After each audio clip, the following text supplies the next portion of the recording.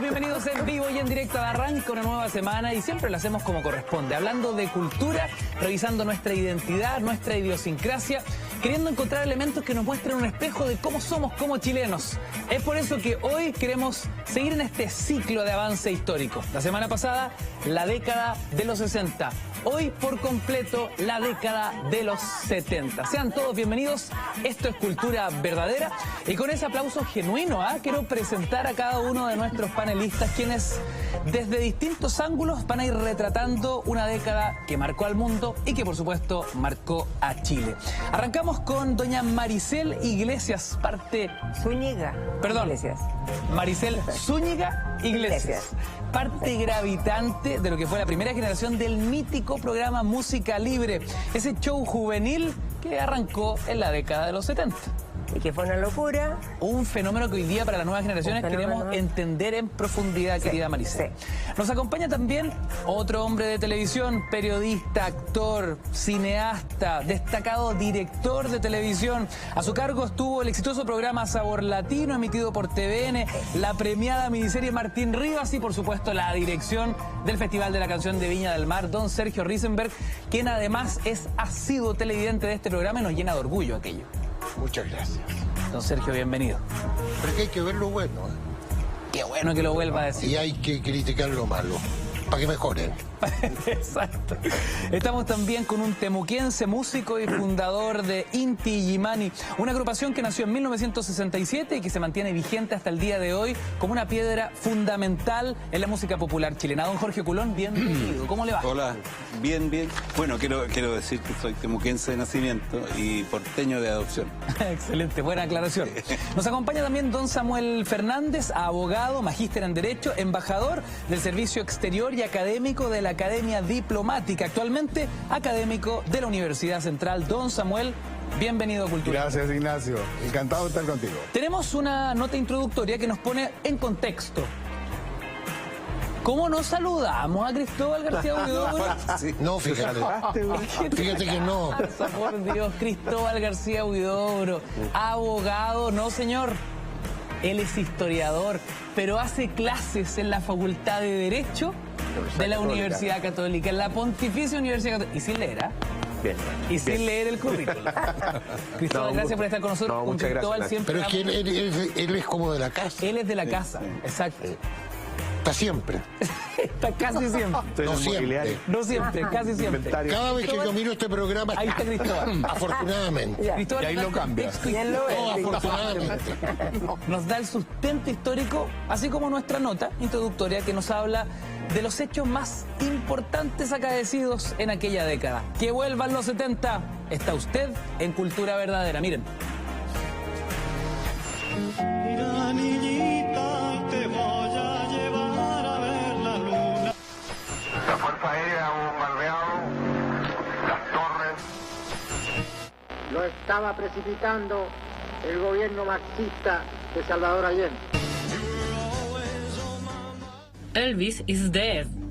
Janis Joplin is found dead. Paul quits the Beatles. Allende presidente. La década de los 70, época que marcó sin duda un antes y un después en nuestro país. Haremos una línea de tiempo para señalar todos los hechos que marcaron esta década. Realmente en la derecha había pánico de que subiera este personaje nefasto, esta especie de cuco, ¿no? Que era Salvador Allende y los movimientos de izquierda. Las elecciones presidenciales de 1970 estuvieron marcadas por la incertidumbre. ¿Podría llegar Salvador Allende ganar las presidenciales? La respuesta fue un sí. Derrotó al expresidente Jorge Alessandri y a pesar del rechazo de la derecha, el socialista triunfó. Pero en medio de diferencias políticas, hubo un movimiento que a pesar de haber nacido en los 60 en Estados Unidos, en América Latina tomó fuerza en la década de los 70, los hippies.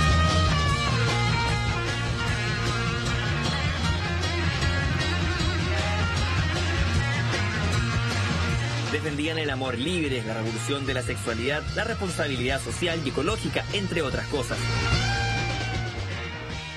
En tanto, la noticia de la victoria de Allende no llegó muy bien a la derecha chilena.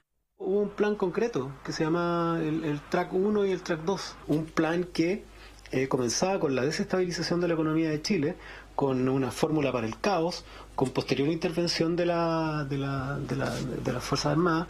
En paralelo, el contexto mundial también era álgido. La muerte del Papa Juan Pablo I, a solo un mes de haber sido electo, dando paso al nombramiento de Karol Wojtyła, el Papa Juan Pablo II. En tanto, la guerra por la unificación de Vietnam estaba en su recta final, el complejo momento que pasaba el conflicto árabe-israelí, el golpe de Estado en 1973 en Uruguay, entre otros. El gobierno de Salvador Allende estaba sufriendo una desestabilización inminente. En el 72 nacieron los cordones industriales, dirigidos por parte de la clase obrera, el paro de camioneros y la activa participación e influencia de Estados Unidos para lograr el quiebre en el gobierno chileno. Mucho más temprano que tarde, de nuevo, abrirán la grande alameda donde pase el hombre libre. El 11 de septiembre de 1973, las Fuerzas Armadas se tomaron el poder y el presidente Salvador Allende se encontrado muerto en el salón principal de La Moneda. Así comenzaba un régimen dictatorial de 17 años liderado por el general Augusto Pinochet. En los 70 también destaca la primera transmisión televisiva íntegramente en directo del Festival de Viña. Además, la música tuvo importantes hitos. Los Jaivas lanzaron su primer disco de larga duración, dando espacio al rock con identidad nacional, como olvidar el Festival de Piedra Roja, hecho que mostró la fuerza de la opinión de los jóvenes en el mundo político.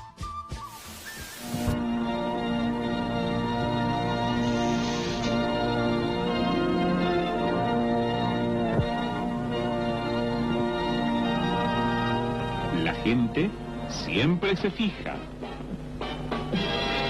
Betún Nugget, brillantemente a sus pies. Llegan a sacar suspiros esos comerciales. La televisión tuvo importantes momentos también. Comenzaron los primeros noticiarios, Tele 13 y 60 Minutos de TVN. Algunos lo recordarán, presentadores como Pepe Abad, Raúl Matas, Bernardo de la Maza, Raquel Argandoña, entre otros, fueron rostros de la época. El modelo económico chileno también estaba teniendo un cambio. Un grupo de jóvenes conocidos como los Chicago Boys implementaron el sistema neoliberal. Desapareció cualquier forma de cultura colaborativa, desapareció la palabra solidaridad, apareció la palabra cliente, y hoy día esto no es una construcción común, la sociedad no es una construcción colaborativa, cooperativa, común, sino que es una carrera de codazo. Ya a finales de la década, Argentina celebraba los goles al arco como organizadores y campeones del Mundial de Fútbol de 1978, en medio de un periodo de dictadura al frente de José Rafael Videla. Al mismo tiempo, la tensión de una casi guerra entre Chile y Argentina mantenía una tensión permanente en el sur del país. Los movimientos sociales, nacimientos de nuevos estilos de música, crisis política, quiebres institucionales. La década de los 70 estuvo cargada de historia, cargada de emociones que hasta hoy dejan un sello que nadie puede borrar en nosotros. Y me gustaría que lo hiciésemos a partir de septiembre de 1970, ¿no? Una elección muy polémica, una elección controvertida, donde el mundo entero estaba atento a lo que podría convertirse en un experimento socialista desde las urnas. Cristóbal, me gustaría partir con ese contexto histórico, ¿no? ¿Qué pasaba en Chile antes de septiembre de 1970 y la gravitancia de esa elección presidencial? Bueno, a ver, la elección del 70 es una elección que tiene varios hitos. Por ejemplo, de una perspectiva más sociológica, si tú quieres, o incluso política, ocurre que es la primera elección donde hay encuestas. pero es cuentas científicas, organizadas por universidades, etcétera. No anduvieron muy cerca en los resultados, en todo caso, pero ya fue como el primer intento de hacer estos pulsos, digámoslo, en cuanto a las elecciones. A ver, lo que pasa... ¿Qué decían las encuestas? De hecho, que ganaba Alessandri. Mira. No por paliza, digamos, lo que iba a tener que ir al Congreso de todas maneras a una elección, pero que de todas maneras ganaba Alessandri por una cantidad más o menos de 25 o 30 mil votos. Pero bueno, el asunto es que lo que ocurre es que la década de los 70 y fundamentalmente lo que va a llevar más que nada a la elección del 70, es una situación bien particular. Chile durante toda la década de los 60 había pasado por varios experimentos de reforma. Ya durante el gobierno de Jorge Alessandri, desde una perspectiva más tecnocrática, desde la perspectiva de hacer un gobierno, una revolución de los gerentes en todo caso, al gobierno del presidente Frei Montalva, que buscaba hacer reformas estructurales que tenían un cariz un tanto distinto, de la mano de la reforma agraria, la sindicalización campesina, la promoción popular, etcétera. Entonces, con mayor o menor, digamos, los resultados, digamos, el gobierno de Frei había terminado con cierto grado de popularidad, a pesar de que los índices económicos eran bastante magros y quizás hasta cierto punto mediocres, la inflación seguía alta y venía la idea de que ya, bueno, finalmente la promesa de lo que fue el gobierno de Frei pareciera que no se cumplió a medias, entonces que venga finalmente una tercera opción, y eso se galvanizaba fundamentalmente en la idea de Allende, pero por otro lado también estaba la idea de la continuidad de un gobierno seguro, digámoslo, que de alguna manera había resultado bien, que está representado en la figura del expresidente Jorge Alessandri. Pero además también, y algo se mencionaba en la nota, van a haber intereses no solamente en Chile, sino en el extranjero que buscaban, por ejemplo, frenar la candidatura del presidente, de Salvador Allende. Fundamentalmente ocurre que desde el año 68 el presidente Richard Nixon gobierna en los Estados Unidos, que era un furibundo antimarxista, y que veía en la posibilidad de que Salvador Allende se convirtiera en presidente de la República un problema bastante grave, porque ya a 180 kilómetros de la frontera, de las costas de Estados Unidos estaba Cuba, tener otra cabeza de puente de los soviéticos, del comunismo, digámoslo, en Chile se veía como algo también muy peligroso. Y no hay que olvidar que esta es la época de las esferas de influencia, la Guerra Fría, donde Oriente y Occidente se disputan, la Unión Soviética y Estados Unidos, el control de Chile. Entonces, ese es el tablero de ajedrez. Y va a ser bien complicado porque efectivamente, a pesar de que aquí se hablaba del track 1 y track 2, pero está mal dicho, como lo decía la persona, en realidad está todo el tema de una conspiración, primero para tratar de asustar al gobierno y tratar de asustar al Congreso, que eso termina con el desgraciado incidente de la muerte del general René Schneider, ¿verdad? Y después vendrían otras ideas, digámoslo, ya después de haber ganado Allende la elección, no en septiembre, sino en noviembre, dentro del Congreso, perdón, en octubre, dentro del Congreso, que llevaban precisamente a, bueno, seguir por otros medios la política de Estados Unidos frente a lo que iba a hacer el gobierno de Allende. Ahora, lo último. Hay un problema también que es bastante grave, usualmente esto no se tiende a decir en la televisión, pero el gobierno del presidente Allende va a ser un gobierno de minoría y va a ser siempre, por desgracia, para él un gobierno de minoría. Sale electo con un 36% de los votos aproximadamente, una distancia de más o menos 15.000, 20.000 votos con Alessandri. Y eso no es una carta blanca para que pueda gobernar haciendo todas las reformas que él quería hacer. El mismo Allende siempre dijo, yo quiero hacer una revolución, un socialismo a la chilena, pero Allende lo pensaba desde la lógica electoral, no así algunos miembros de la coalición de partidos que lo llevó al poder, ¿ya? Hubo elecciones el 71, elecciones municipales, y evidentemente ahí la Unidad Popular subió bastante, a pesar de que nunca llegó a la mayoría absoluta, pero es una elección municipal que no tiene mayor influencia dentro de lo que es el cambio legislativo en Chile. Finalmente, la madre de todas las batallas era la elección de marzo del 73. Un parlamento para Allende, un congreso para Allende, era el lema de la época, de la Unidad Popular. Pero esa elección la perdieron ambos, la oposición como Allende. La pierde Allende porque saca un 46% de los votos y eso no le da mayoría en el Congreso. La pierde la oposición porque no tiene los 2/3 para poder destituir a Allende. Y ahí nos encontramos en una especie de jaque que va a traer amargas consecuencias, como podemos ver más adelante. Entonces, está el problema también de que el gobierno del presidente Allende quiere hacer grandes reformas, algunas muy interesantes, pero el problema es que no tienen los votos ni en el Congreso ni necesariamente el apoyo popular para poder realizarlo. Jorge Culón, a solo 3 años de la fundación del INTI, ustedes forman parte, de cierta forma, de lo que para muchos fue la banda sonora de la Unidad Popular. Sí, mira, yo creo que se ha hecho un poco... Es que dicen que no hay peor testigo de la historia que los protagonistas de la historia, los que la han vivido, digamos. Porque hay una tendencia a reconstruir la historia míticamente. Los protagonistas de la historia tienden a reconstruir su vida con un orden cronológico muchas veces, o con una mitología que no corresponde siempre a la realidad. Yo creo que no es el caso que nos pasemos las 2 horas discutiendo aquí acerca de las causas del golpe militar. Yo creo que además, viendo la historia en su contexto, no lo del año 70, sino lo del siglo XX, está claro lo que y viendo la situación actual de Chile, está claro lo que pasó en septiembre del 73. ¿Qué edad tenías tú? Yo voté por primera vez en 70. Yo voté por primera vez, tenía 22 años. No había votado en la elección anterior, porque se votaba a los 21. Claro. Voté por primera vez y fui apoderado en el Liceo Lastarria. Yo recuerdo muy bien, en el Liceo Lastarria fui apoderado de la lista de la Unidad Popular. Y bueno, y en mi mesa, no sé, Alessandri triplicó a Allende y más que dobló a Tomic. Entonces yo iba saliendo, porque no teníamos ningún tipo de comunicación inmediata como ahora. Yo iba saliendo cabizbajo del Liceo Lastarria, cuando alguien me dijo, parece que ganamos. Yo no podía creerlo después del resultado que había habido en mi mesa, digamos.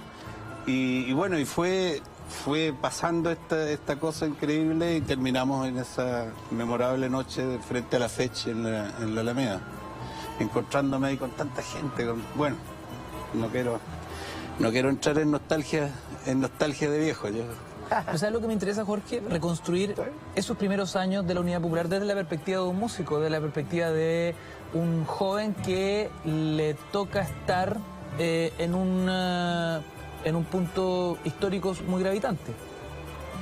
Sí, mira, yo creo que lo que había, es complicado situarse en el contexto histórico. Incluso las imágenes en blanco y negro nos favorecen mucho a situar realmente el contexto, porque está el contexto histórico, la cifra y todo, pero es falta el contexto emocional que es imposible de reconstruir a través de los estudios, digamos. Chile hasta comienzo del año 60, cuando la Iglesia Católica, primero que nada, hace la reforma agraria en sus tierras, era un país completamente feudal. Yo soy de Temuco, soy de familia de inmigrantes.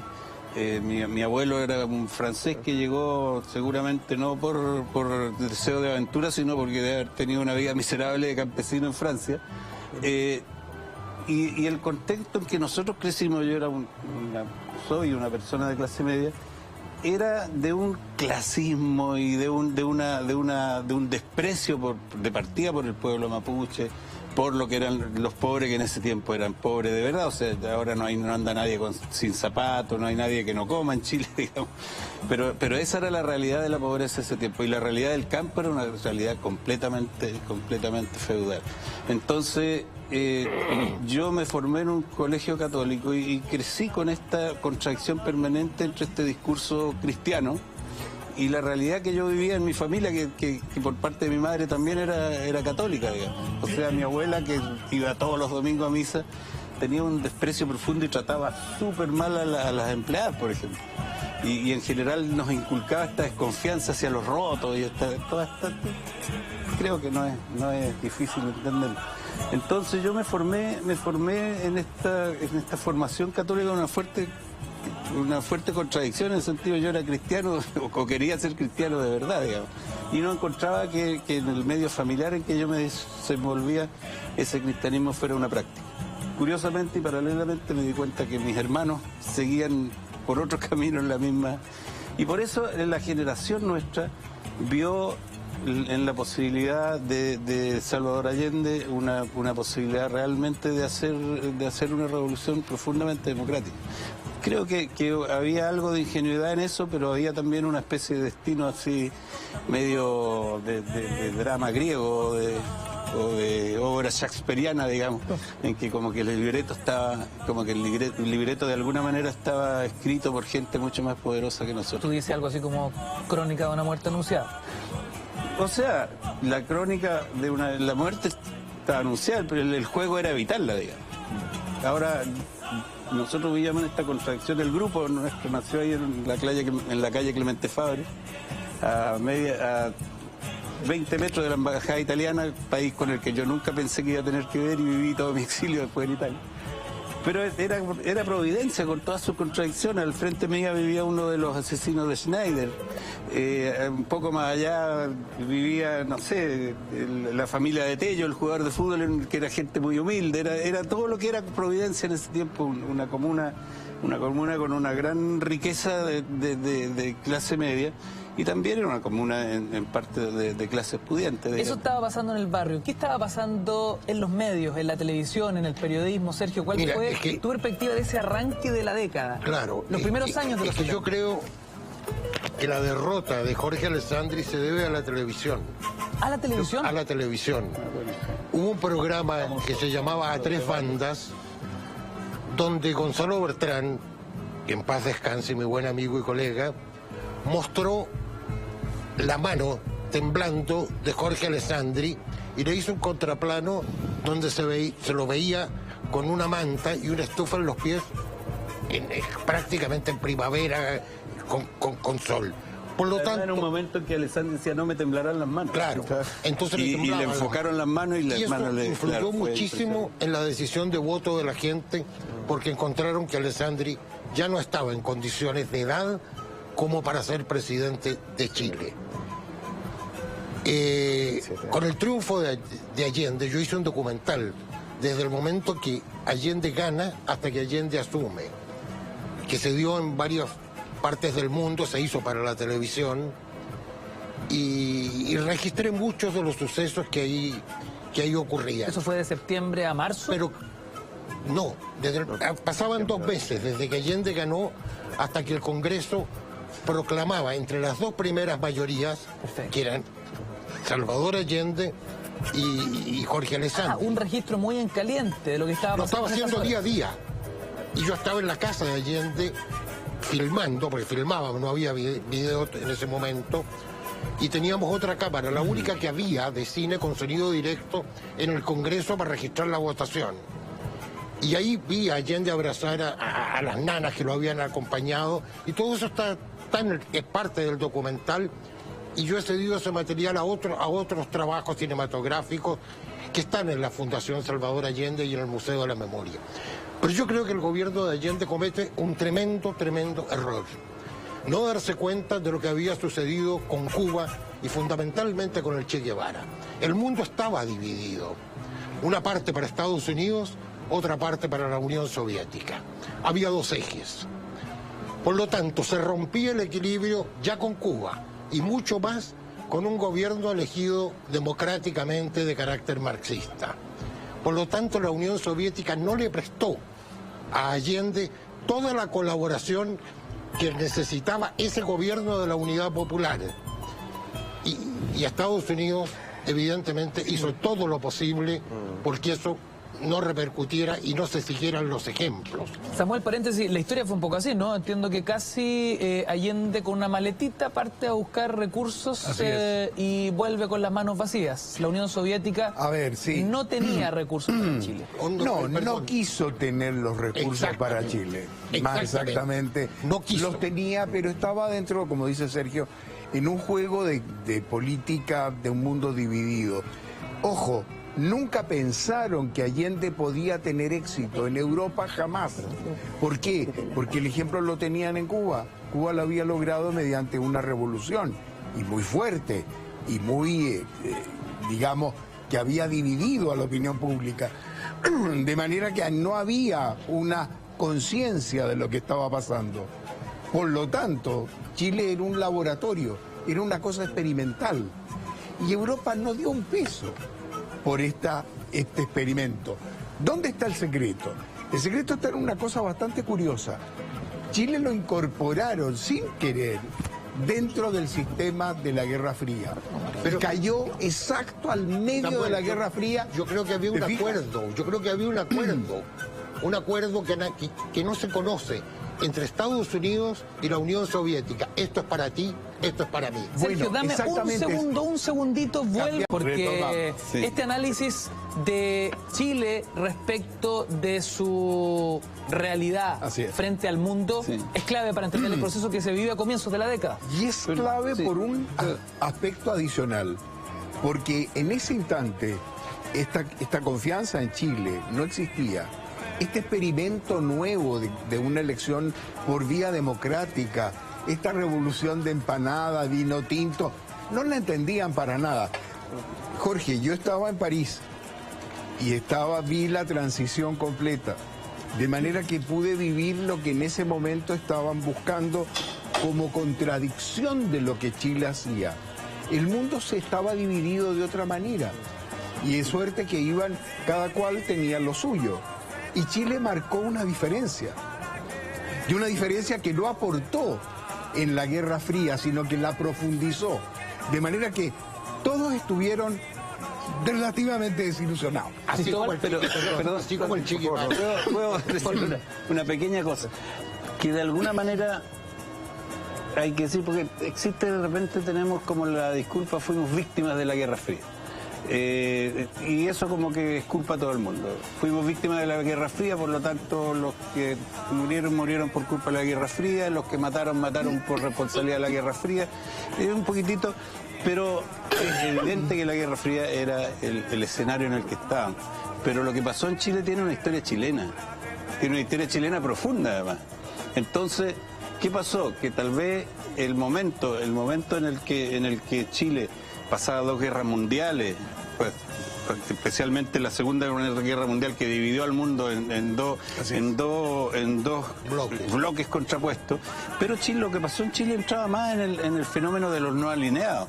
Lo que pasó en Chile era el resultado de un proceso democrático chileno, y en el cual los partidos políticos, si bien tenían reflejo también la democracia cristiana, por ejemplo, muchos en Italia tienden a identificar inmediatamente porque los partidos son los mismos, entonces decía la democracia cristiana chilena, los comunistas chilenos, todo. Sin embargo, todos estos protagonistas que tenían que ver con el mundo, porque Chile nunca ha dejado de tener que ver, lógicamente, con las ideas que dan vuelta en el mundo, era el resultado de un proceso chileno, donde todos los protagonistas además estaban en una posición muy relacionada con la historia de Chile. Cristóbal, ¿estás de acuerdo con lo planteado Jorge Goulart? O sea, sí, lo que pasa es que yo creo que hay que saber sopesar ambos escenarios nomás. Indudablemente que hay una historia chilena propiamente tal, pero, a ver, yo pienso primero en lo que estábamos conversando antes.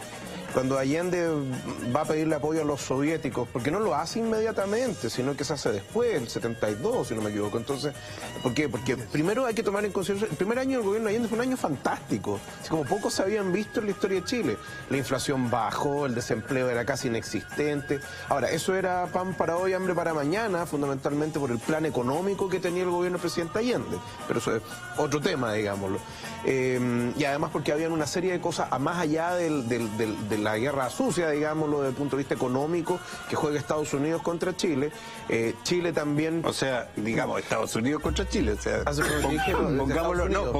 No, por eso es Estados Unidos. Estados Unidos contra Chile. Claro, pero también Chile obra de formas en las cuales asusa y le da razones a Estados Unidos, y no solo a Estados Unidos, sino a las corporaciones norteamericanas, casi en bandeja para que finalmente esto obstruya, digámoslo, el modelo económico del presidente Allende. Y sumado a eso una serie de escenarios económicos que el gobierno no podía prever y que finalmente terminan por echar al suelo la economía. Ahora, cuando le van a pedir apoyo a los soviéticos, Brezhnev y el ministro de Relaciones Exteriores, que en esta época se me olvidó, Bulganin, creo que no me acuerdo bien, le dicen, bueno, presidente, ¿y usted cuándo pretende hacerse de la oposición?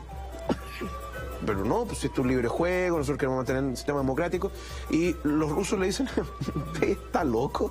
pero que indudablemente la burguesía en cualquier momento va a llegar, le va a tirar un golpe de Estado y usted va a sonar, lo más probable es que terminar muerto. No, eso nunca va a pasar en Chile porque tiene una larga tradición democrática. Allende no, el discurso de Salvador Allende en Naciones Unidas. Claro, pero Allende no tenía idea de historia, ese es el problema, y por eso creyó la farsa de que Chile es un país con una sólida institucionalidad y que aquí los golpes de Estado no ocurren. Claro, nosotros nos acordamos de los golpes de Estado que triunfaron, pero no nos acordamos de las veintenas de golpes de Estado que hubo entre la década del 30 y la década de los 60 que fueron frustrados. Y eso no es un indicio de una buena institucionalidad. No, pero leyendo los discursos de Allende no se puede decir que no supiera historia. No, es que no sabe historia realmente porque finalmente el hombre era un idealista, pero no un pragmático, al menos en sus discursos. Porque eso es eso es otro tema, es la confusión que se produce frente a un Allende que estuvo 25 años en política, que es un hombre extremadamente pragmático y que hasta el último día de su gobierno trató de muñequear, pero ya siempre en la lógica de la política del diálogo, es decir, tratar de negociar. Exacto. Y fracasa en eso porque finalmente llegó la lógica antiguo estratega alemán Karl von Clausewitz que dice que la guerra es la continuación de la política por otros medios. Así bueno, efectivamente aquí se acabó el diálogo y viene la guerra nomás. Ahora, va donde los chinos. Mao lo recibe y le da un discurso más o menos similar al de Brezhnev en la Unión Soviética, pero se portan un poco mejor los chinos en cuanto a ayudar al gobierno. Finalmente los únicos que apoyaron dentro del bloque socialista al gobierno de Allende fueron los cubanos, nadie más. E incluso el mismo Castro le presenta su, ¿cómo se llama? Su resquemor a Allende diciéndole, en algún momento a usted le van a hacer un golpe, usted tiene que enfrentar. Ya hablaremos de esa, la visita de Estado más larga de la historia, la del Guinness Record, que estuvo Fidel como un mes aquí cacheteándose y recorriendo Chile. Sergio, ¿algo querías decir? No, yo quería dar el ejemplo de la muerte del Che Guevara. Es un antecedente importante que el gobierno de Allende y Salvador Allende debió considerar. Cuba no apoyó, la Unión Soviética no apoyó al Che Guevara. Puede que en teoría hayan dicho, sí, estamos con él, te damos todo, pero en la práctica, no, para nada. El Che Guevara murió en su ley, solo, como guerrillero. Como un ejemplo para el mundo, pero no tuvo apoyo. Y fue traicionado, dicen, yo no tengo pruebas, por su propia gente que no llegó. Entonces, hay ejemplos que el gobierno de la Unidad Popular debió considerar. Pero claro, esto lo vemos muchos años después. Sergio, para entender el contexto del arribo del fenómeno música libre, por eso la presencia de Maricel esta noche, quiero que me cuentes tú, como el hombre que está ahí tras de cámara, ¿no? ¿En qué se convirtió la tele en la década de los 70? ¿Fue un mecanismo de propaganda de la Unidad Popular? No, para nada. ¿En qué se convirtió? Para nada. No, Salvador Allende jamás intervino ni hizo uso o mal uso de ninguno de los canales. Ni de los artistas. Ni de los artistas. Ahora, que todos los canales, que éramos 3, 4 con el de Valparaíso, que no llegaba en ese momento a Santiago, teníamos una simpatía por el gobierno de Salvador Allende. Había una épica tácita. Evidente. Pues éramos jóvenes, éramos idealistas, queríamos el cambio. Pero había absolutamente libertad para expresar lo que uno quisiera. ¿Cómo nace Música Libre? Quiero que tú me introduzcas Música este fenómeno. Fue un fenómeno. Una de sus protagonistas nos cuenta. Claro, fue un fenómeno que lo trajo Camilo Fernández. Ya. Que tenía un sello de disco y era un productor musical. Sí, claro, el gran cerebro de la nueva ola. Claro. Y él tenía el sello Demon. Y lo trajo desde Argentina. Y se llamaba Música en Libertad, que era exactamente igual que lo animaba Leonardo Simon, que era como el César Antonio Santis argentino. Y aquí pusieron a César Antonio Santis, que era lo más parecido a Leonardo Simon, el argentino. Ese programa fue un suceso en Argentina y fue otro gran suceso en Chile. ¿En qué consistía la estructura del programa? Mira, quiero contarles que cuando empezó Música Libre era con bailarines del municipal. O sea, a todo cachete. A todo cachete, así, pero bailaba muy así. Y cuando empezaron a cachar de que la juventud de los comunes y corrientes, así como nosotros, podían ser el espaldarazo, el golazo, empezaron a buscar gente así de distintos tipos, así la colorina, la morena, de pierna bonita, la angelita, no sé.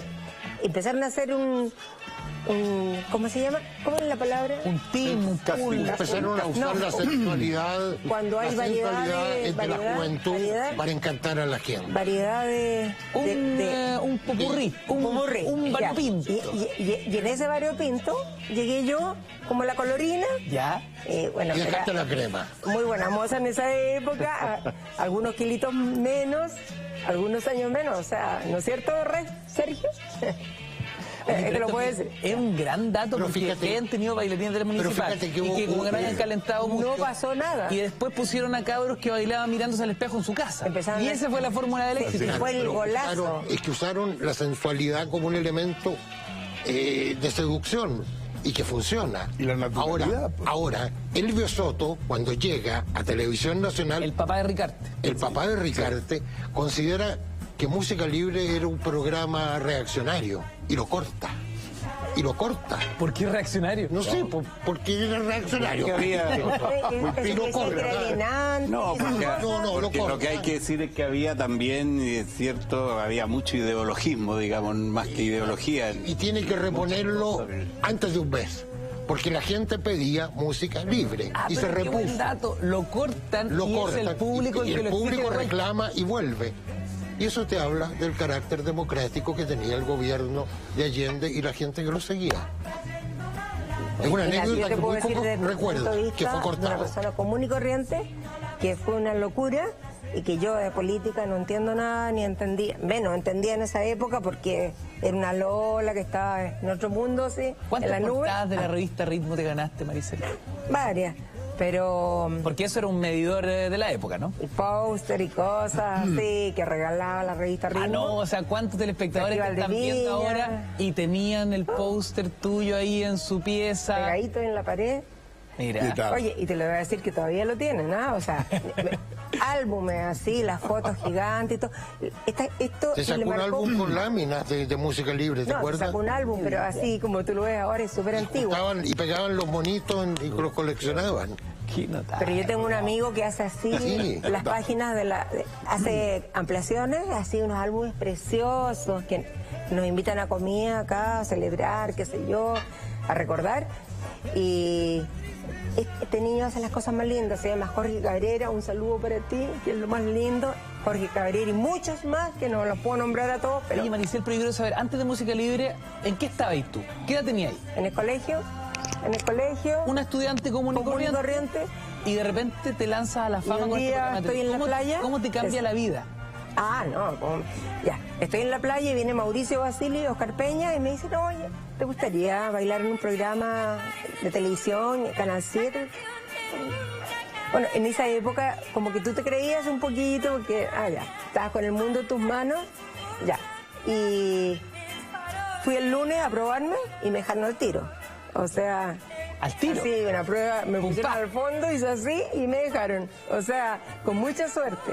O no sé, Sergio, ¿o ¿será suerte? No, era bonita. No. Era una de las figuras principales de música libre. Todos mirábamos música libre y todos soñábamos contigo. Miércoles, Maricel, Sergio, con esta, Yeah. con Pero esta sí, confesión ¿qué pero, le parece? inesperada. Vamos a revisar una nota que nos pone en contexto de lo que estamos hablando. ¿Cómo era ser joven en la década de los 70? Pongan atención.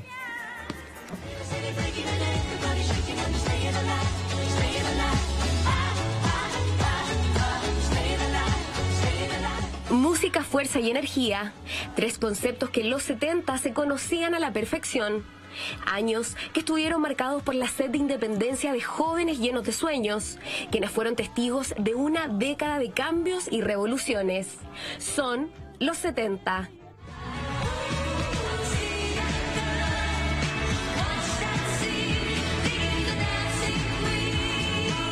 Corrían los 70 y la música experimentaba una amplia exploración.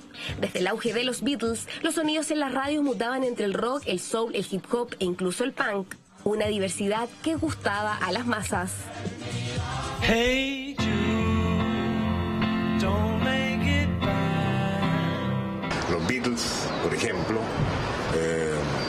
desordenaron al mundo, irrumpen los españoles, como te decía, Julio Iglesias, Perales, José, harta onda disco, por supuesto.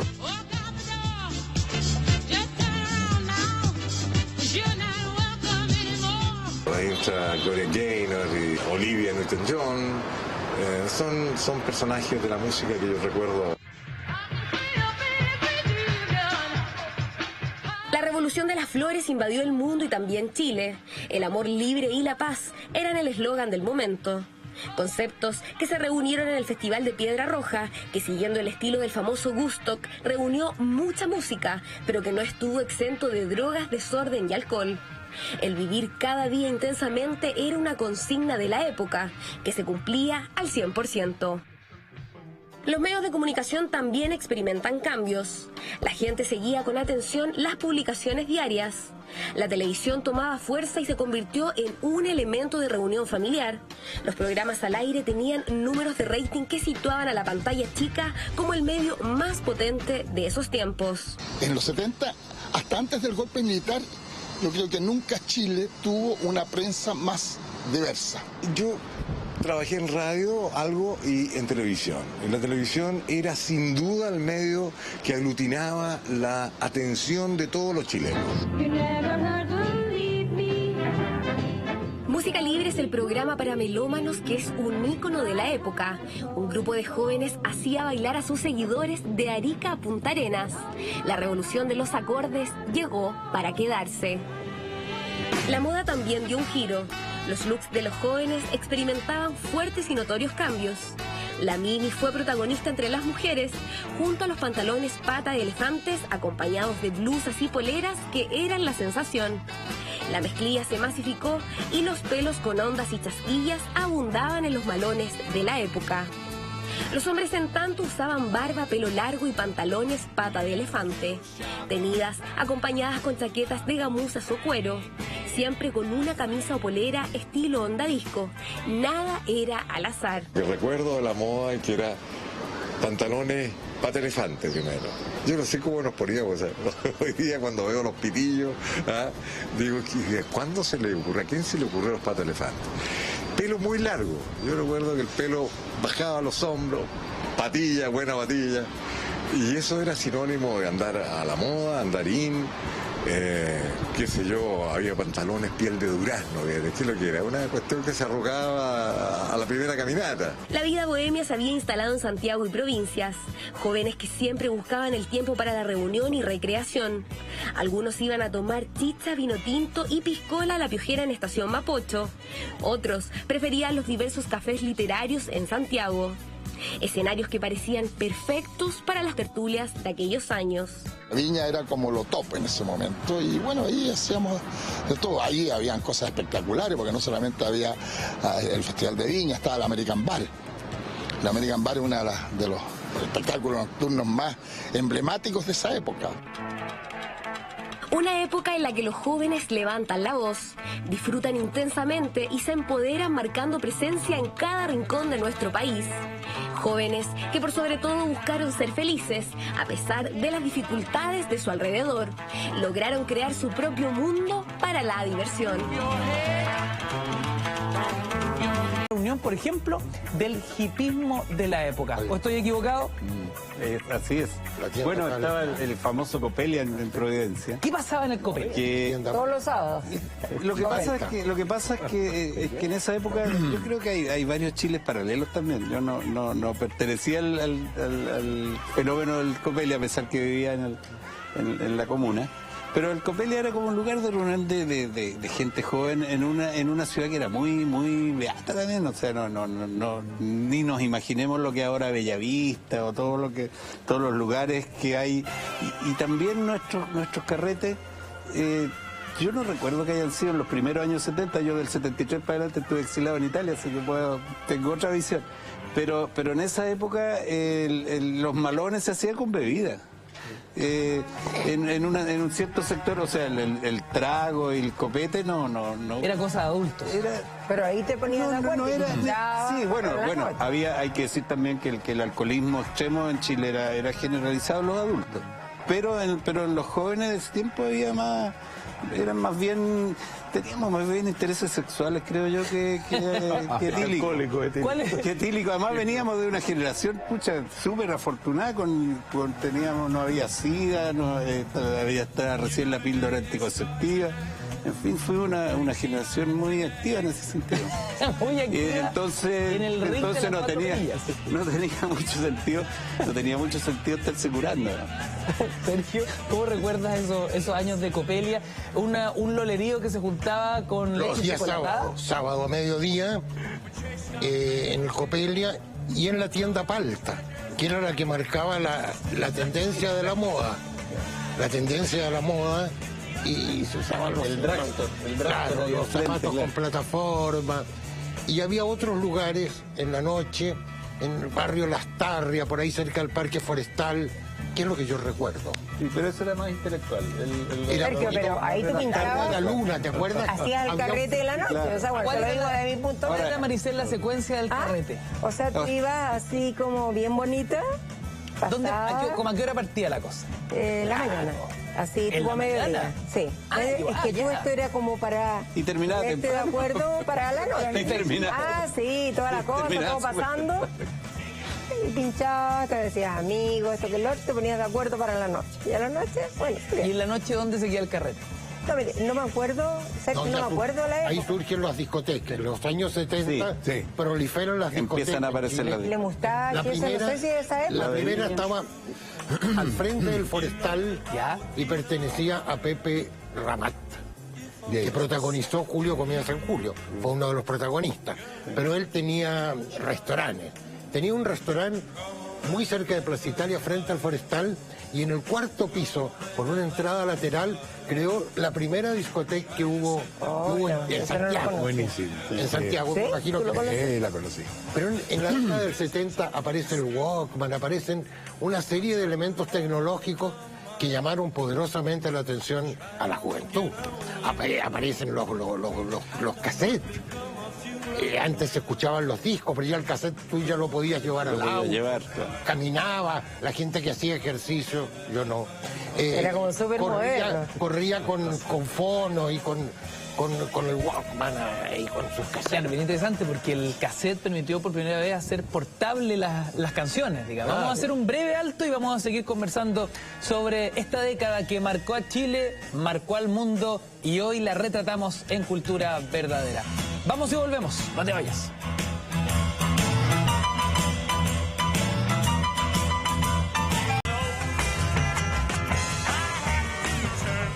Una década que cambió al mundo y por ende también cambió a Chile. Hoy retratamos los 70 en este ciclo de décadas que estamos haciendo en Cultura Verdadera todos los lunes en vivo y en directo cuando ya son casi las 23 horas. Antes del corte hablábamos del lolerío setentero, donde se juntaban, cuál era el carrete, más o menos cuáles eran las inquietudes.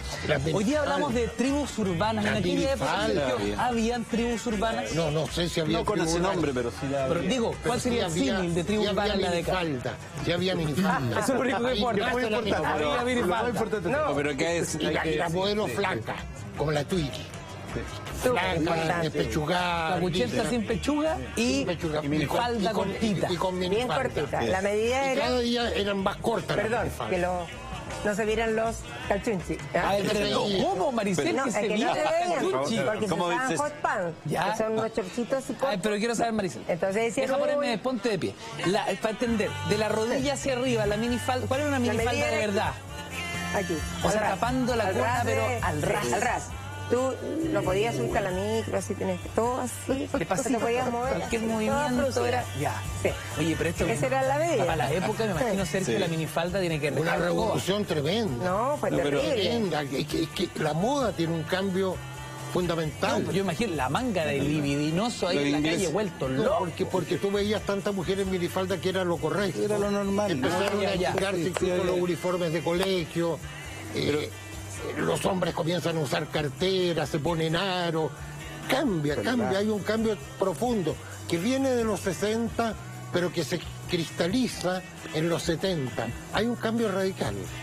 Oye, Cristóbal, tú me contabas, hay una historia personal que es muy notable y tiene que ver con la historia de tu abuelo que reparaba televisores. Sí. Y me hablabas de la historia de los Antú, que era el televisor chileno orgulloso y patriótico. Claro, era como el televisor del pueblo. Lo que pasa es que hay varios proyectos, digamos, uno de ellos es el tema del televisor Antú, que el año 71, durante el gobierno del presidente Allende, se firma un convenio, digámoslo, con una empresa chilena que se llama Industria Radio y Televisión, IRT.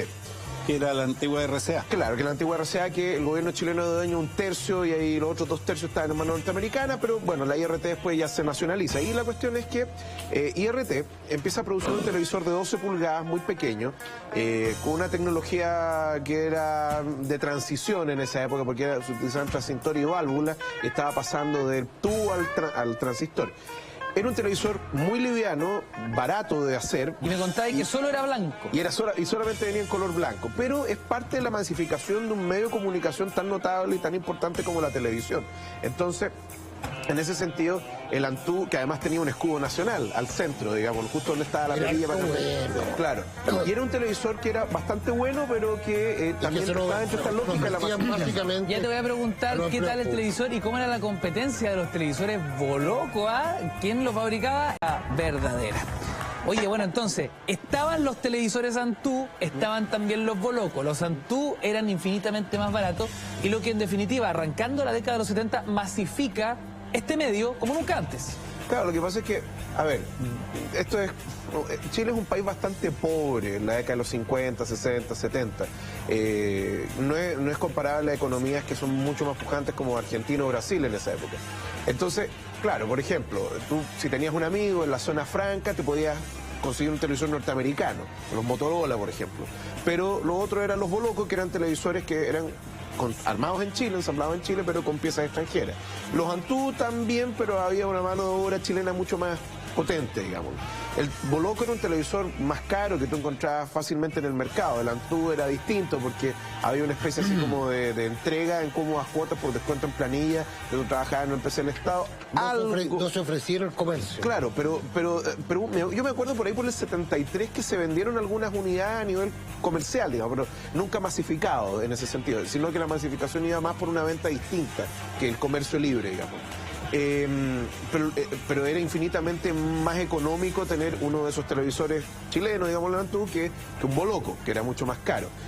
Juanita Antú no podría haber sido mi universo. Claro, obvio.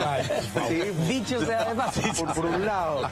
Entonces, bueno, como te decía, hay un tema que también es bien interesante, porque finalmente tú tienes esta masificación de la televisión, de alguna manera de la mano con el crecimiento de la red nacional de televisión a través de Televisión Nacional, que tenía la pretensión de abarcar todo el territorio nacional, pero si los televisores que no estaban tan masificados no estaban, entonces ¿de qué te servía tener la señal de Televisión Nacional? Claro, si no estaban los aparatos. Claro, pero a la larga, digámoslo, eso se fue dando bastante rápido y con bastante éxito. Ahora, el Antú es un televisor noble, ¿en qué sentido? ¿Tú vendes Antú? No, nada, porque son de colección hoy día. Pero un Antú, por ejemplo, de lo poco y nada que yo sé de electrónica, es un televisor que aguanta mucho castigo, tiene problemas porque de repente el voltaje se le da la paila, digámoslo, y por lo tanto la imagen caía. Pero si la modulabas bien, el televisor funcionaba, digámoslo.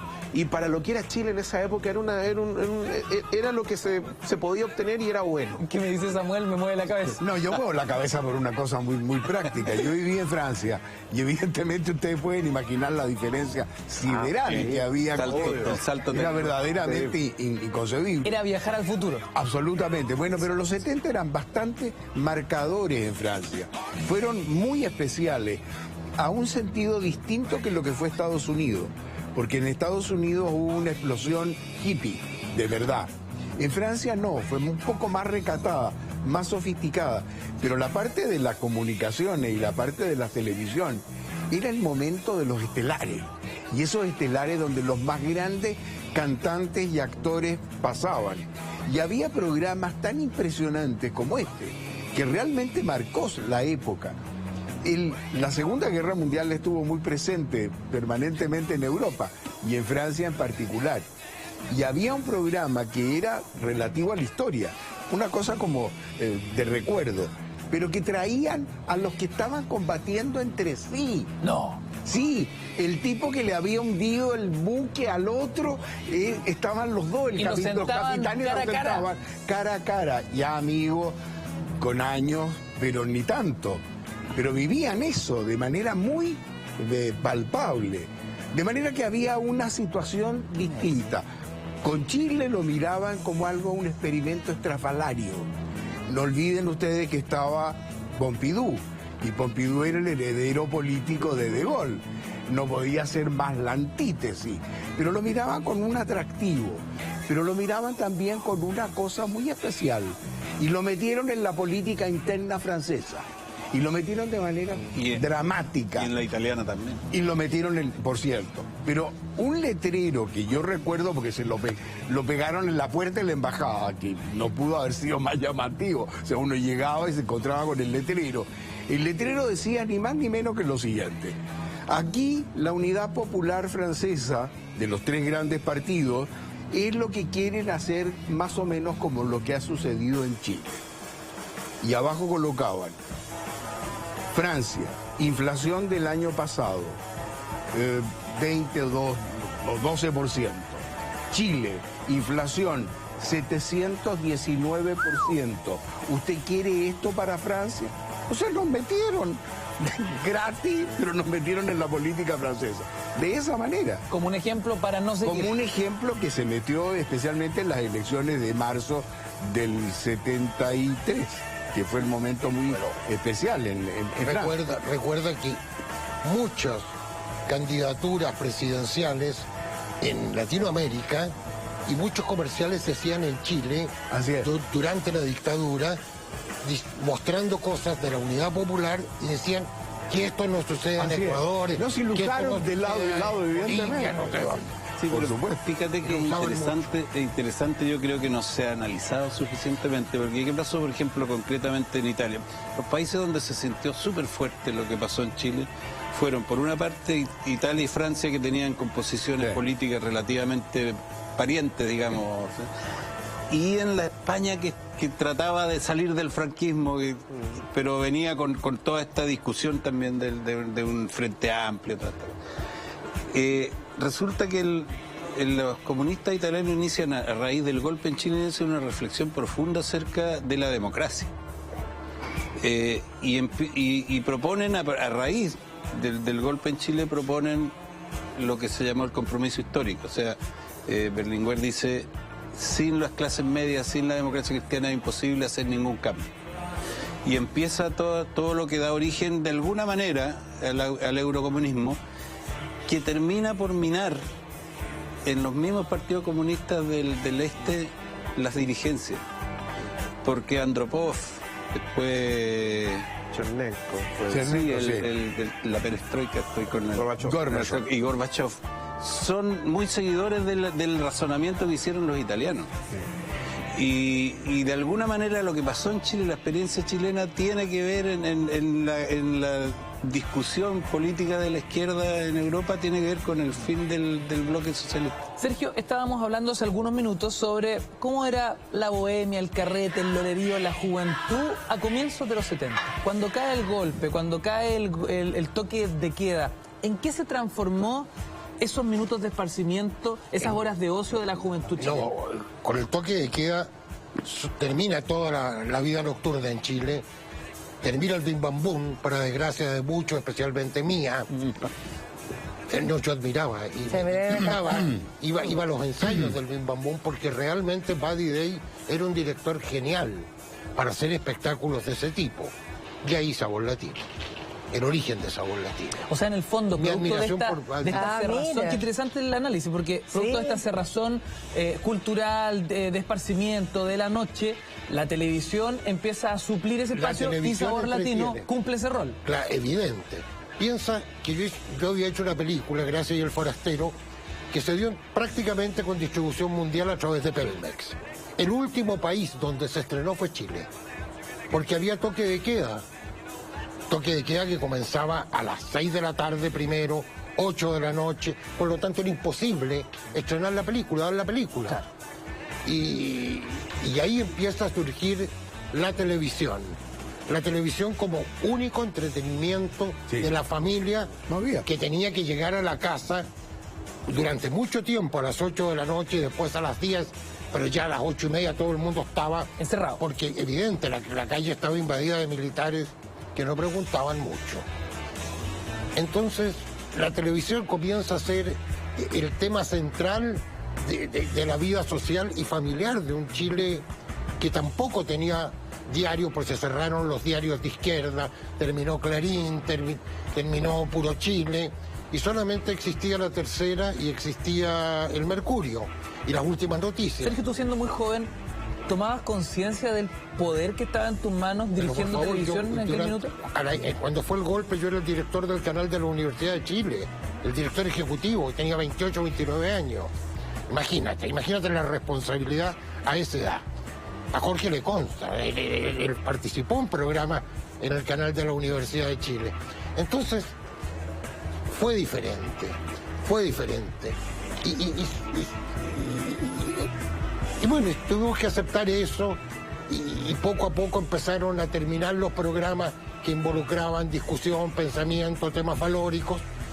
Y en Chile se empezó a cantar y bailar. Se volcó toda la atención. Dame un segundo, Sergio, porque quiero retomar Cultura Verdadera, @mentiras, la red. ¿Qué pasó con la bohemia en tiempos de toque de queda? Se acabó. Hay una contracultura que comienza a surgir lentamente y de forma subterránea. Pero en la televisión estaba la entretención. Claro, pero dejan, por ejemplo, que funcione el Ictus. Claro, la sala Ictus, caben 100 personas en la sala del Ictus, el teatro, la comedia creo que se llama. 100 personas, entonces 100 personas no son nada. Pero le permite decir a la dictadura, no, aquí permitimos todo. Pero el Ictus fue el único teatro que realmente estuvo permitido independiente, porque los teatros universitarios estaban regidos por rectores delegados militares. Entonces también había una intervención en los grandes teatros universitarios que en los años 60 marcaron una época maravillosa de la cultura chilena. Maricel, ¿tú sentías que en esos años, ¿no?, de toque de queda, la labor que ustedes cumplían finalmente era el rato de esparcimiento para la juventud? Exacto. Que ahora ya no podía estar en la calle, tenía que estar encerrada en la casa.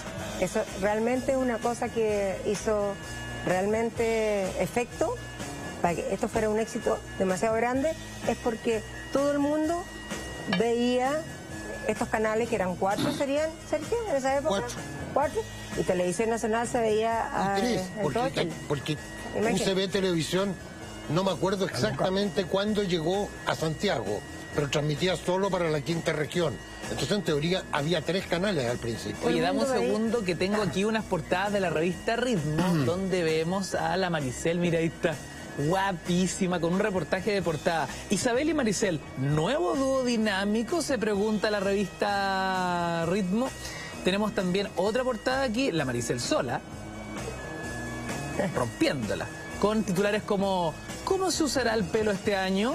Con la película de año El Padrino completa. Julio Segers, tuve miedo. Aprendan a hacer su bolsón. Eran los titulares de la época. Y aquí, Maricel, una portada polémica donde sales tú casándote con Mandolino. Aparentemente. ¿Qué onda esto? Porque la verdad es que nosotros éramos pololo. Eso es cierto. Ah, ¿pero eran pololo? Sí. ¿Ya? ¿Y tú sabes por qué éramos pololo? Porque en música libre todos pololeaban con todo, menos yo. Entonces, en la gira yo me quedaba sola. Y Armando Navarrete, Mandolino, se sentaba al lado mío. Y era, por Dios, que era simpático, culto, entretenido. Y me fue siendo amiga, me conquistó, no me di ni cuenta. Y fuimos la pareja, pololeamos mucho tiempo. Y un día nos ofrecieron ser de novio, salir para esta revista. Y bueno, y salimos. Y mucha gente creyó que nos casamos realmente. O sea, esto era una producción para la revista. Ustedes nunca se casaron. Me preguntaban si era su papá. ¿Cómo? No, nunca nos casamos. A mi hija, que es hija de mi marido Carlos del Campo actual, le preguntaban si su papá era Armando Navarrete. Pero no hay que ver, pues. Mira, Mandolino. ¿Cómo lo tomaba el señor del Campo? Sí, ¿cómo lo tomaba? Aquí está. ¿Cómo lo tomaba? ¿Cómo lo tomaba? O sea, no, súper... Está acá con nosotros. Mira, ser relajado. Es súper relajado. Sí, muy simpático. Oye, en mis tiempos en que yo atravesaba la calle y quedaba la escoba, y yo decía, Carlos, pero mira lo que me hizo. Bueno, ¿y qué quieres que haga? Si encuentro que tiene toda la razón. O sea, siempre me dejó ser. Poco celoso. Cero celoso. Fíjate que yo pensé en una época como que no me quería. Así, porque ¿cómo fue una persona cero celo? No lo puedo creer. Oye, Cristóbal, bueno, hablar un poquito sobre el contexto de aquel entonces, ¿no? Cae el golpe y según la perspectiva histórica, ¿en qué se convierte Chile, su sociedad, su juventud en los años del toque de queda? Bueno, a ver, un gobierno autoritario, digamos, lo que ejerce la censura fundamentalmente para ejercer el control de la sociedad y del país, pues sí, no hay otra manera de decirlo. A ver, viéndolo así como las consecuencias, a ver, por un lado efectivamente hay un tema así como de adormecimiento de un periodo de hipermovilización política, social que se había dado en el periodo anterior al año 73 o anterior al 11 de septiembre.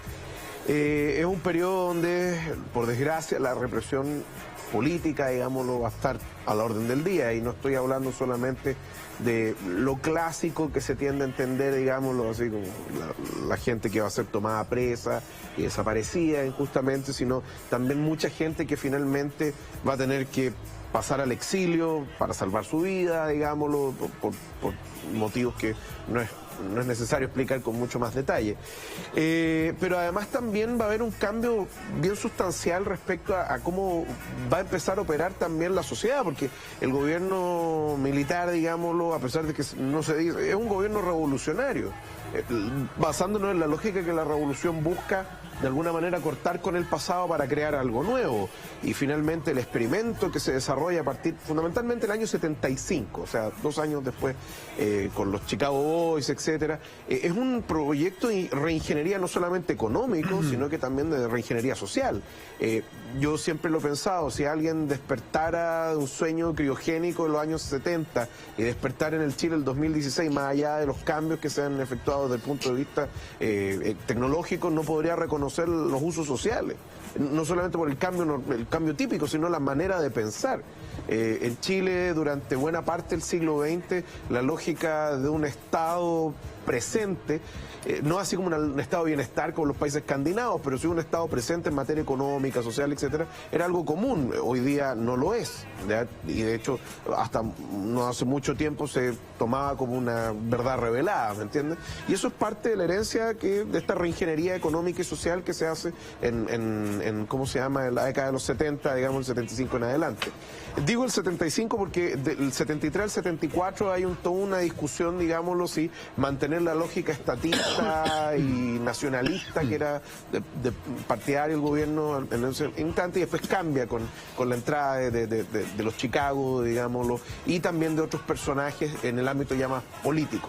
Entonces por eso hay un giro bien notable y bien revolucionario, a pesar de que usualmente no se tiende a ocupar ese término para referirse al gobierno de la época. Jorge, ¿cómo veías a Chile desde el exilio, entendiendo que es paradójico, pero desde fuera se manejaba muchas veces mucha más información que la que se podía tener en años de dictadura acá, en el país?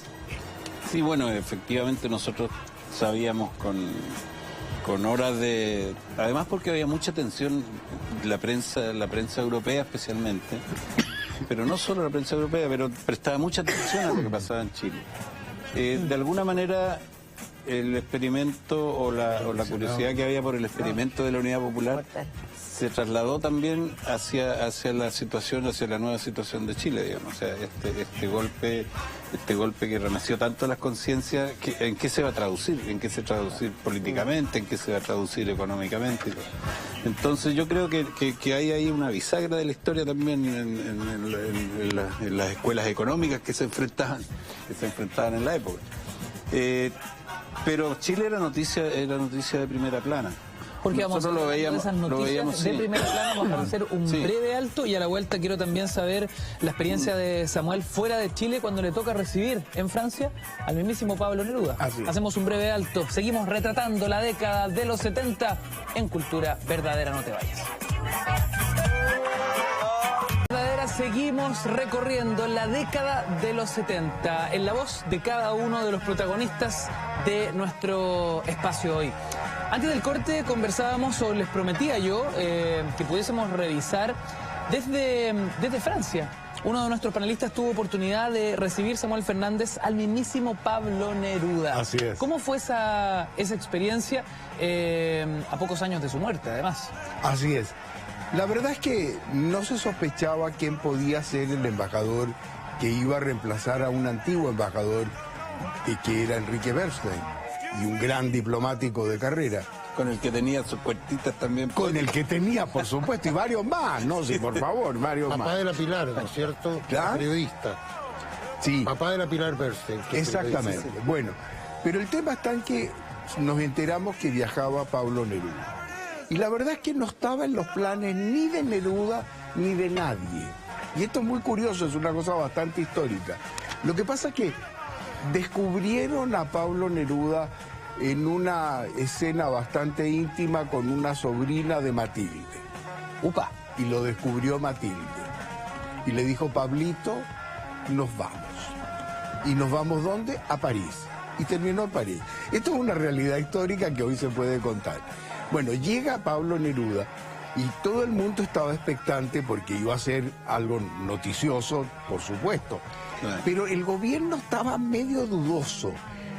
Había muerto Elsa Triolet, y gran militante comunista, y Pablo Neruda había hecho un discurso feroz en contra del gobierno francés.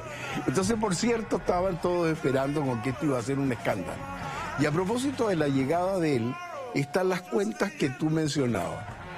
Lo primero que hace, subiendo en el ascensor, que subimos con él, fue mirar todas las fotografías que habían de los antiguos embajadores de Francia. Y evidentemente estaban todos en una colección espectacular, con Lesgana, con un montón de personajes, con Blanco Encalada, etcétera, etcétera, etcétera. Mira la fotografía y dice, sáquenlos a todos. ¿Qué? Porque nadie sacaba esa fotografía. Cuando uno llegaba, el que iba a ser embajador en Francia decía, pero yo me busco un espacio, ¿dónde voy a estar la mía? ¿No? ¿Dónde me pongo yo? No, y dijo todo fuera. Claro, se encontró con 3 personajes que no eran de su mayor agrado. Los que le habían inventado que había sido él que era bígamo. No era menor el tema, ¿eh? Porque la acusación de bigamia era un delito. Y un delito además penal y un delito político. Y socialmente muy condenado. Atroz. Entonces, bueno, la verdad es que había 3 que estaban allí muy sonrientes y salieron volando, pero en el minuto que dijo que había que sacarlo. La experiencia fue muy linda. Fue democrático, lo sacó todo. Lo sacó, evidente. No, oye, si todos sabían preferencia, no hizo discriminación. Todos sabíamos quiénes eran quién. Eso de todas maneras. Y sucede algo muy curioso. Las relaciones con él se transformaron en algo muy especial. Primero, las lógicas de un embajador, con todos los funcionarios que evidentemente tenían que colaborar con él, cosa obvia. Pero la embajada tuvo aspectos entretenidos. Por ejemplo, el ministro consejero era Jorge Edwards, no cualquiera. El agregado cultural era Mata. Tampoco cualquiera, intentamos. Suave. Suave. Se transformó en algo interesante. Y además Neruda gana el Nobel mientras estaba el año 8 meses. Qué locura, en un Dream Team. Fantástico, en un momento muy especial. Y la parte más interesante es que él mantuvo 3 versiones. Una versión diplomática de trabajo, una versión política en la que nadie intervino. Evidentemente él era quien era. Y luego una versión de amigos. Y ahí logré meterme con una diferencia, por supuesto, nunca fui amigo. Hay un instante, Cristóbal, porque vamos avanzando en la década, ¿no?, que sí que es conflictivo para Chile. Noviembre y diciembre del año 1978, cuando los niños de Aysén comienzan a ver ya con bastante frecuencia cazabombarderos surcando el cielo. Chile está a centímetros de entrar en una guerra con Argentina. Bueno, a ver, eso es como el capítulo final de una historia un poco más larga, porque el 75 estuvimos a punto de irnos a la guerra con el Perú. Así es. Y bueno, fue bastante, eso era bastante complicado, digamos. Y el 78, bueno, ese es quizá el año en que vivimos en peligro de tener una guerra que no habíamos tenido 100 años, digamos. A ver, el antecedente de esto era el conflicto del canal Beagle, digamos. Había toda una discusión sobre la demarcación del canal y de dónde pasaba la frontera. Está el gobierno militar de Jorge Rafael Videla en Argentina y el gobierno del general Pinochet acá en Chile. 2 dictaduras. Claro, que habían obrado de consumo en un principio, pero a finales de la década de los 70 empiezan a separarse. Fundamentalmente porque también el gobierno de Videla entra en un declive, digámoslo, hay una oposición cada vez más creciente en Argentina Argentina al régimen militar, trata de comprar algo de tiempo Videla con la organización del Mundial de ese año, digámoslo, pero también nos resulta un fracaso en ese sentido, como desde el punto de vista de las relaciones públicas. Y un año antes, si no me equivoco, sale el diferendo limítrofe de la reina Isabel II de Inglaterra, que actúa como árbitro de esto, y le adjudica finalmente buena parte de la soberanía del Beagle a Chile, fundamentalmente 3 islas chicas que eran Picton, Lennox y Nueva, que eran digámoslo, parte del territorio en disputa. O sea, le dan todas las islas. Claro, le dan todas las islas y todo el mar, digamos. El gobierno argentino, con una frase, digámoslo, bien particular, dice que considera que el laudo arbitral, o sea, es insanablemente nulo, es decir, lo desconoce. Y finalmente quedamos en foja cero en ese sentido, o sea, no había mucho más que hacer. Nuevamente está la lógica de que terminado el diálogo se continúa a través de otros medios la política y esta es la guerra. Pero además también había un grupo muy belicoso dentro del gobierno argentino, fundamentalmente dirigido por el almirante Macera, que era miembro de la Junta de Gobierno, que me acuerdo, lo dijo alguna vez el embajador Cubillo, ministro Cubillo, que era el ministro de Relaciones Exteriores de la época, que decía, mire embajador, o sea, mire ministro, usted no entiende algo, Argentina necesita una guerra. Para explicarle finalmente por qué estaban escalando incluso casi artificialmente las tensiones. Argentina necesita una guerra. Sí. Argentina necesita. Me consta, porque yo estaba en Argentina y ya de París pasé a Argentina. Por lo tanto, los periodos son bastante álgidos. Bueno, esa era la discusión. Esa era la discusión. Así es. Las guerras se hacen porque se necesitan políticamente. Claro. Bueno, las Malvinas es un tema. Ahora, en el caso de Chile, la situación era más desesperada aún, porque en Chile, porque existía un embargo internacional de armas, la famosa enmienda Kennedy, que prohibía la venta de armas al gobierno militar, producto de, todo lo que sabemos nosotros de las violaciones de los derechos humanos, etcétera, y casos bien específicos que afectaron particularmente lo que ocurre en Washington con el asesinato del ex canciller Orlando Letelier y de su secretaria Ronnie Moffett. Hubo ciertos gobiernos que estuvieron dispuestos a mirar para el lado de la enmienda, digámoslo, y que se pasaban por el aro de Estados Unidos, que nos vendieron armas y que también refaccionaron los vetustos Hawker Hunter que nosotros teníamos, que no son aviones subsónicos, nobles aviones, pero de una tecnología muy, muy antigua.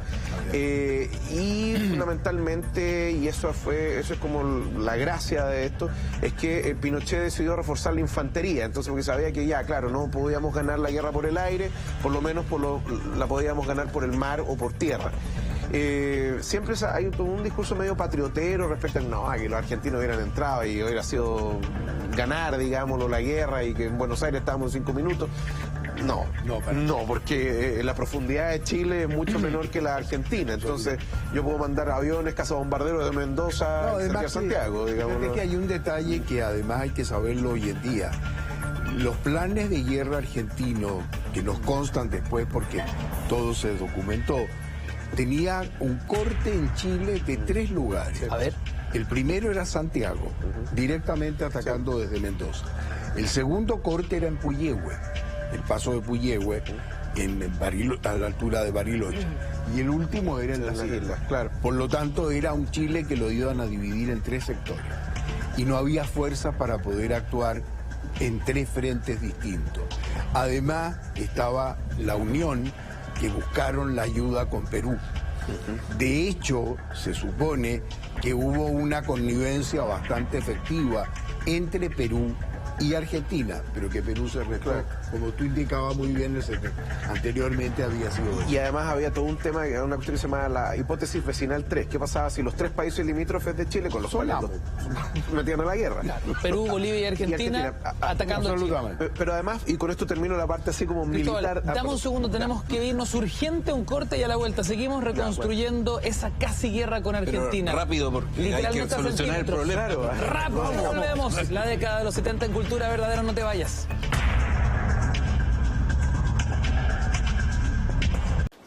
Queridos amigos, seguimos haciendo Cultura Verdadera y a esta hora de la noche queremos saludar al hombre que tiene el mejor trabajo del mundo. Te pone música en la disco y te conduce así somos. Cristian Chico Pérez. Ignacio, ¿cómo estás? ¿Todo bien? Nosotros listos y dispuestos, preparándonos para el capítulo de esta noche. Vamos en vivo, como siempre. Sí, no falta nada. Ya está todo el equipo acá, las mujeres, May Santa María está de vuelta. Te adelanto 3 cositas que tenemos hoy día. A ver. Hoy día tenemos viejos pascueros gore. El maestro Salfate trae unos viejos pascueros satánicos, preparándonos para la Navidad. Vamos a ver además en una sección que ya estamos instaurando, vamos a ver a las princesas Disney del cine porno. Eso está buenísimo. ¡Qué Así que no se lo bueno! pueden perder. Y Ese equipo causó trago completo, acá aquí en está familia. Lama, está el maestro de maestros. Así que nada, está invitado a su casa, el bar está abierto. Cuando Qué quiera. bonito. Espérenme con una piscolita. Lo único que pido 4 hielos. No pido nada más. Oiga, y tráigase sus invitados para acá, po. Nos vamos todos para allá. Vénganse todos para acá. Luego, en vivo a las 0 horas. Excelente. Un aplauso para Si Somos, chiquillos, que en 10 minutos más al aire, en vivo y en directo por las pantallas de la red, el mejor trasnoche es con Así Somos. Y ustedes en casa, devoto al café, comida típica palestina, donde encontrarás shawarmas, mix árabe, variedad de dulces y mucho más. Exquisito. Devoto al café, Avenida Macul 2620. Seguimos haciendo cultura verdadera. Hashtag abierto nuestra cuenta Twitter, porque recorremos de forma vertiginosa una década que cambió a Chile y al mundo. Los años 70. Antes del corte hablábamos de noviembre, diciembre de 1978, cuando Chile estuvo a centímetros de entrar en guerra con Argentina.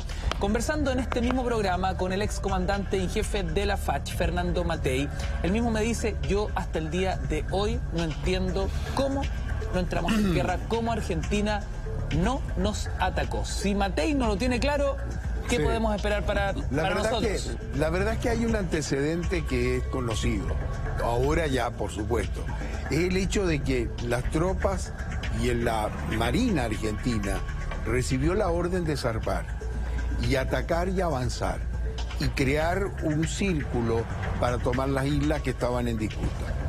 Y sin embargo ocurrió lo inesperado, pleno verano, una tormenta de las peores que ha habido en la zona. Y eso puso en riesgo toda la operación. Y esa operación se tuvo que cancelar y dar la orden de retroceder. Al retroceder, lograron a duras penas llegar a los lugares de donde habían zarpado, de las ciudades del sur. Y allí se activó el sistema con el Vaticano. De manera que de inmediato actuaron para mandar una gestión de buenos oficios para tratar de que los países conversaran. O sea, en primera instancia, porque claro, uno sabe que el Papa intercede y esas son las razones históricas que todos conocemos, pero en primera instancia es el clima el que nos salva. Nos salva el clima, Nos da porque tiempo, esto fue el nos hace 20, ganar tiempo. Esto fue entre el 22... Somos el pueblo elegido de Dios. Para que tú los magallánicos dicen: nosotros lo salvamos. No, por favor. Pero esto fue entre el 22 y 23 de diciembre de 1978. Que además también piensa tú, la punta de lanza de los argentinos, un portaaviones que tenían muy viejo, que era el 25 de mayo. Así es. Pero que Chile no tenía portaaviones, Chile tenía fragatas, cruceros, etcétera, pero ellos tenían poder aéreo, entonces de ahí salían los aviones argentinos, que eran bastante buenos, fabricación británica. No tenían muy buenas americana, tropas, etcétera. pero no podían operar. Claro, pero no podían operar. Entonces, al final, ¿qué ocurre? Claro, como hay un retroceso, eso le permite a Chile hacer buenos oficios, de hecho, a través del Vaticano, y de alguna manera eso calma la situación, pero como lo comentábamos antes de ir al corte, habría sido una guerra horrenda, sangrienta, espantosa, o sea, a niveles que es difícil imaginárselo, porque primero ninguno de los dos lados estaba realmente preparado para la guerra, se mostraban los dientes, pero...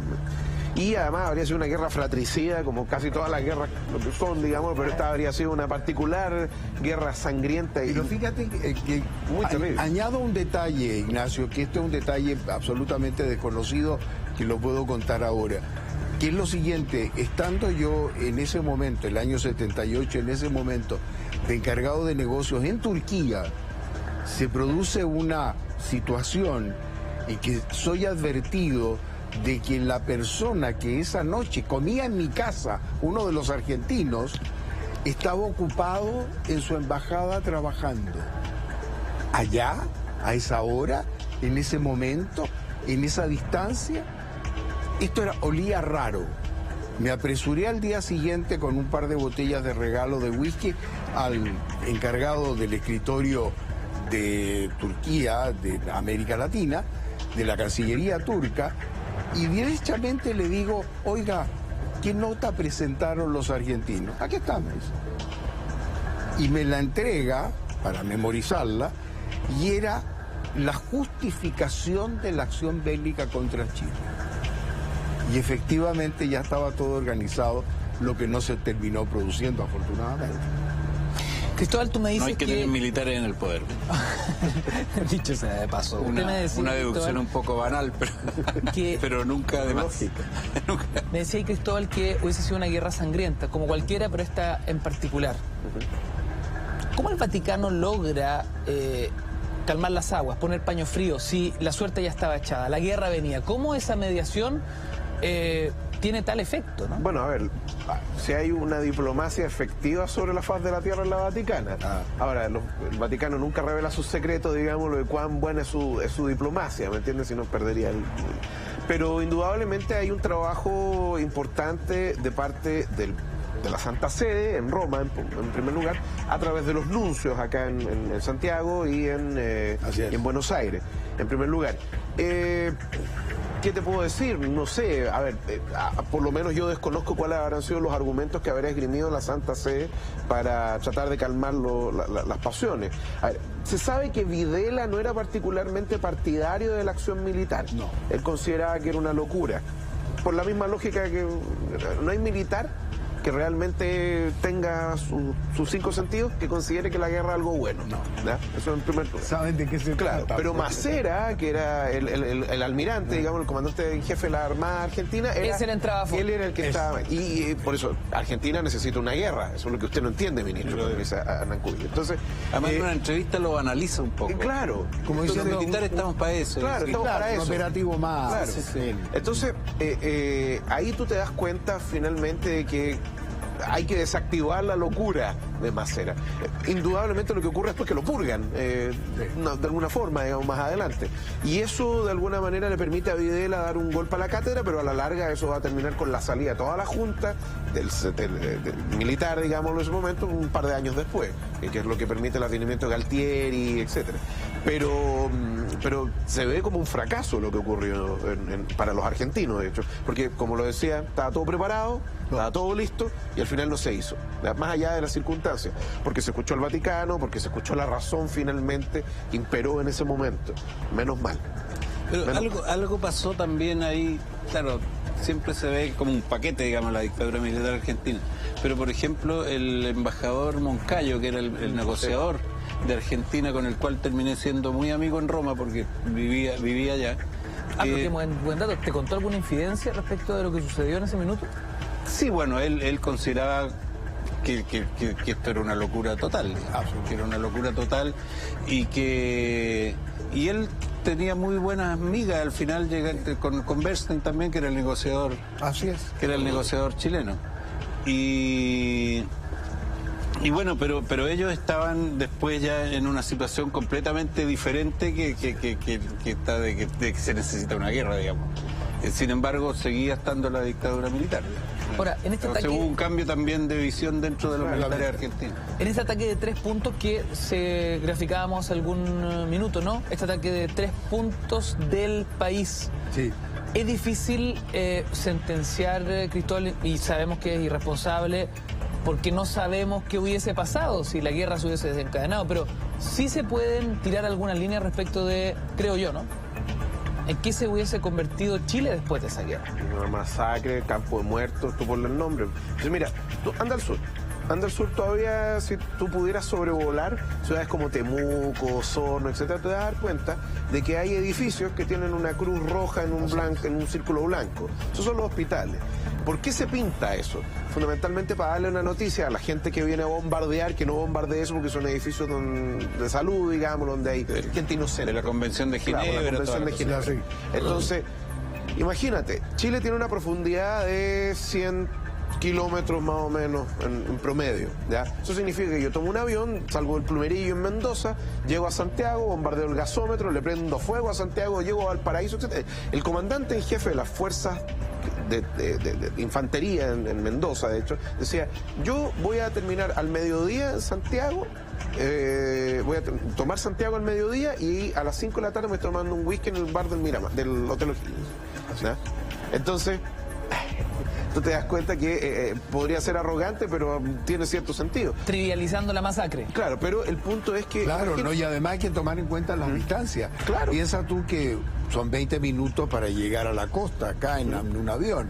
Y sin embargo, a la inversa, son 1.600 kilómetros para llegar a Buenos Aires. Hacerle algún daño importante a la capital argentina. Pero Por lo que se podría haber hecho, que era la lógica que tenía Pinochet y su Estado Mayor, era que, ya, ok, nosotros perdemos territorio en el sur, les damos en el norte. Entonces, las provincias de San Juan, Mendoza, etcétera, o sea, perdón, no Mendoza, San Juan, que hacia el norte, Tucumán, etcétera, recibirían el flagelo, digamos, del ejército chileno, que entraría en la medida en que Perú se mantuviera al margen y que Bolivia se mantuviera al margen. Con este último análisis, esta última reflexión, empezamos a despedir nuestro capítulo de hoy. Hemos hecho un avance, la verdad, muy vertiginoso de una década que marcó a Chile y también al mundo, la década de los 70. La próxima semana continuamos con este ciclo imperdible, los 80. Que vuelvan los 80 es nuestra apuesta para el próximo lunes en Cultura Verdadera. Mañana 10:30 arranca una nueva semana, pero de mentiras verdaderas. Gracias por su sintonía, sus comentarios en las redes, gracias a cada uno de nuestros panelistas por habernos acompañado, por haber compartido sus experiencias y reflexiones. Y a continuación, así somos, en vivo y en directo por las pantallas de la red. Hasta mañana, chao.